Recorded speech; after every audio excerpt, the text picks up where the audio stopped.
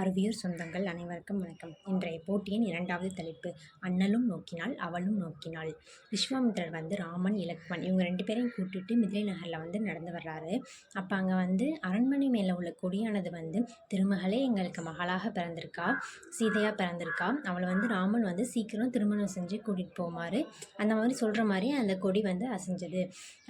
மிதிலை நகரில் உழவர்கள் தானியங்களை கொட்டி வைப்பது போல் அங்கே உள்ள நகர்களில் பொன்கள், பொருட்கள், யானையோட தந்தங்கள் இதெல்லாம் கொட்டி வச்சுருந்தாங்க.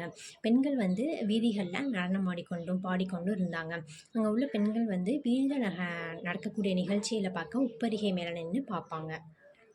அரண்மனையை சுற்றி உள்ள அகழிகள் கங்கை ஆற்றுக்கு ஆழத்துக்கு ஒப்பாக இருக்கும் அப்படின்னு சொல்கிறாங்க. சீதாதேவி அரண்மனையோட கன்னி மாடத்தில் நின்று கொண்டு இருக்காங்க. அவளோட அழகுக்கு ஈடு இணை எதுவுமே இல்லை அப்படின்னு சொல்கிறாங்க. விண்ணவர்களும் மன்னவர்களும் சீதாதேவியோட அழகை பெருமையாக சொல்கிறாங்க.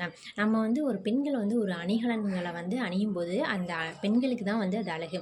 ஆனால் சீதாதேவி அதை அணியும் போது அந்த அணிகலனுக்கே அழகு அப்படின்னு அவ்வளோ பெருமையாக எடுத்து சொல்கிறாங்க.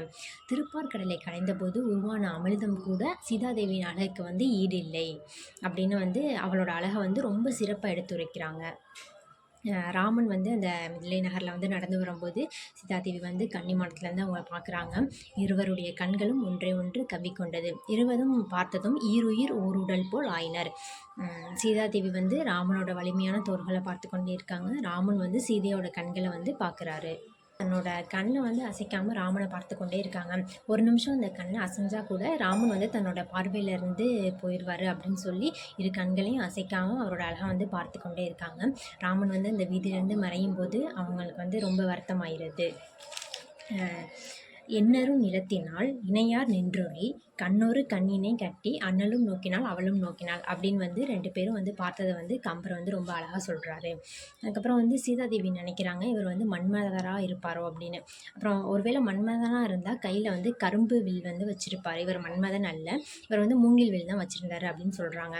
இவர் தன்னோட கணவனாக வர வேணுமானால் 60,000 பேர் தூக்கக்கூடிய சிவதனுசு இடையூறாக இருக்குது. அவர் இதை கையில் எடுத்து வளைக்கும் போது அது பூ போல் மாறிவிட வேண்டும் அப்படின்னு சொல்லி தேவர்கள்ட்ட வேண்டிக் கொள்ளுறாங்க. நன்றி, வணக்கம்.